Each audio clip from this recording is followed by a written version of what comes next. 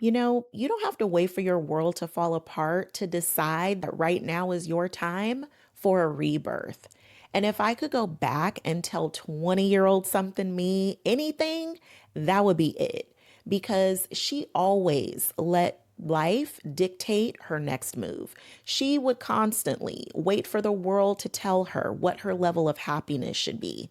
That's because she was always playing defense. And today, of all days, seems like such a special day to talk about a resurrection or a rebirth, if you will. And if you're watching this in real time and you are of faith, then happy Easter. Because I feel like this topic of a rebirth, it really applies to anybody who finds themselves in that season where maybe you just feel so disconnected, you don't even know who you are anymore.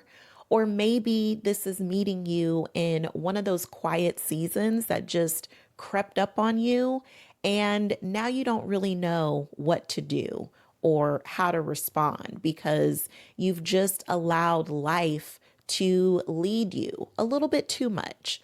So, if you're feeling like this is you, then definitely, friend, let's get into it.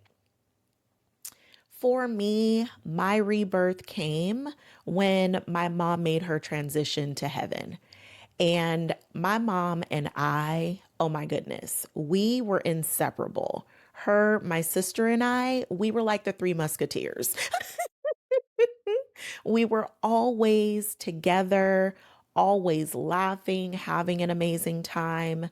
My mom was always my plus one. And she was the one that I'd call to decide whether or not I should buy something.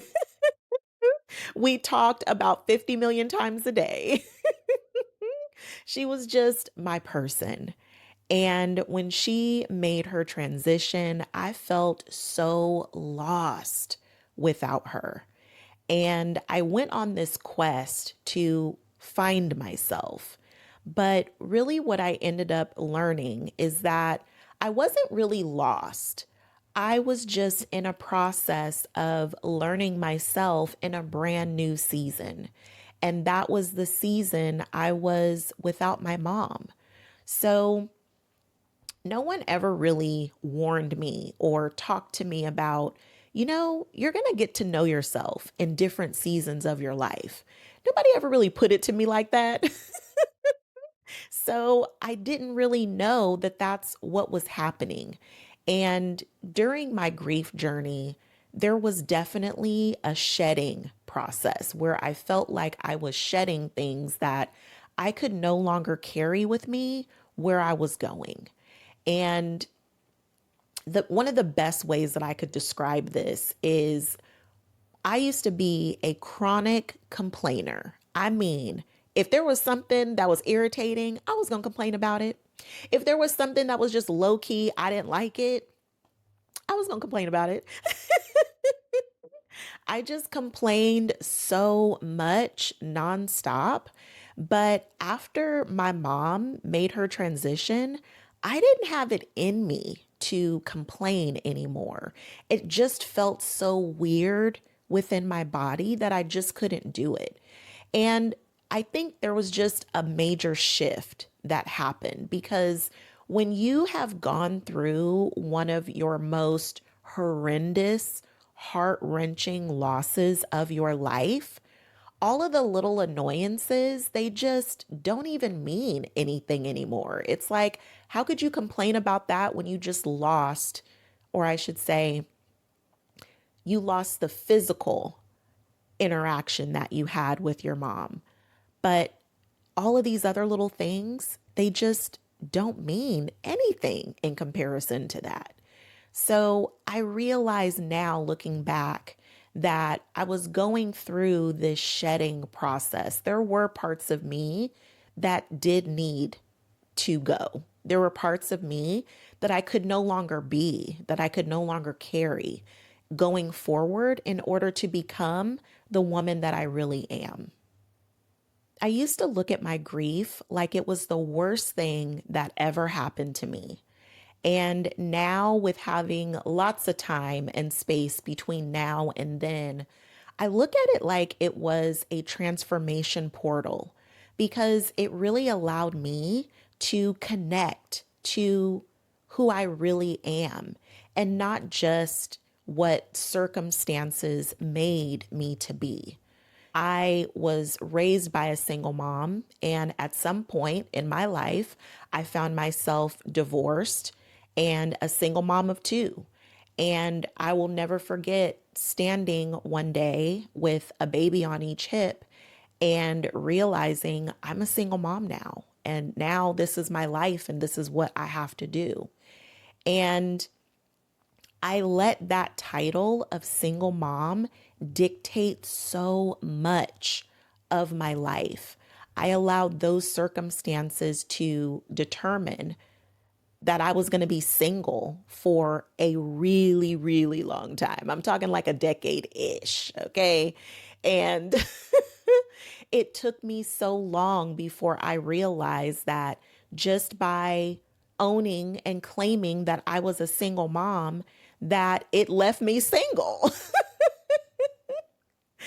And it really taught me that the way that I identified myself is who I would be.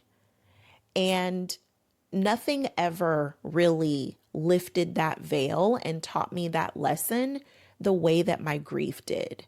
So if you find yourself in a season where you're feeling lost, or maybe you are questioning what to do next, and you've seen yourself in a certain way for so long, and maybe it was your circumstances that dictated that for you, but it wasn't the real you. This is really an invitation to connect back to the best of who you are. And maybe it's a good time to look around and see, is there something in my life that I need to shed? Is it a title? Is it a habit or a behavior that I have that just can't go with me wherever it is that I'm going next? And more than just your circumstances of what you're facing right now, but who are you?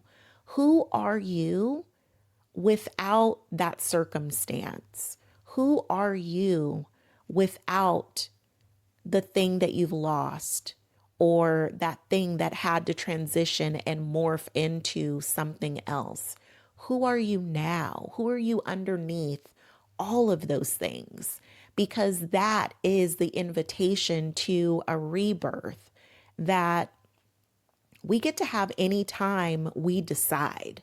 One of my favorite coaches, Brendan Burchard, he always says that change happens one of two ways. Either something in your life happens and forces you to change, or you decide to change.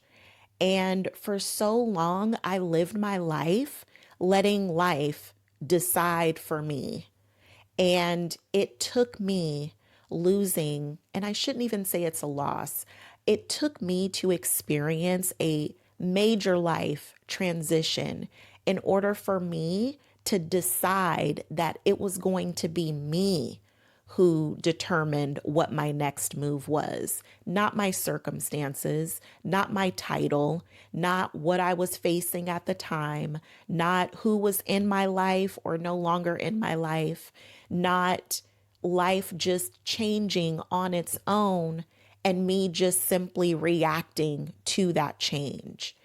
And I can just tell you, friend, that being on the other side and actually deciding who I'm going to be and deciding what I want my world to be instead of the world dictating that for me, friend, this is where the manifestations be happening, okay? This is where you fall in love with yourself. This is where you fall in love with your life again. It's the moment that you decide for yourself. You don't have to let anyone or anything outside of you determine what's best for you. You know more than anyone. And what we do here together is connecting you back to the best of who you are. Because once you are there and that is the place that you're operating from, friend, I'm just saying, May your wishes all come true. So if you find yourself feeling a little discouraged, I just want to invite you to explore what this season is offering to you because maybe you're not lost at all. Maybe you're just being invited to get to know yourself in a brand new season. Friend, oh, this was good. Oh, oh, oh. Let me get you your journal prompt real quick. What version of yourself are you ready to rebirth today? And what is one thing you are willing to shed to make room for her? Friend, listen, we going deep on a Sunday, okay? This journal prompt did not come to play, okay? We are exploring everything, okay? So tell me in the comments, what are you rebirthing this season? Because I want to celebrate you there. I want to encourage you there. So definitely fill me in the comments, friend. Let's continue the conversation there. And I really hope that you loved today's video because it really comes from the heart. So I hope that you felt my heart connecting to yours. Okay, friend? And remember, I love myself so much. I don't play about me. And if you hang out with me long enough, you will love yourself so much that you won't play about you either. Okay, friend? I love you so much. I will see you in the comments and I will meet you in the next video.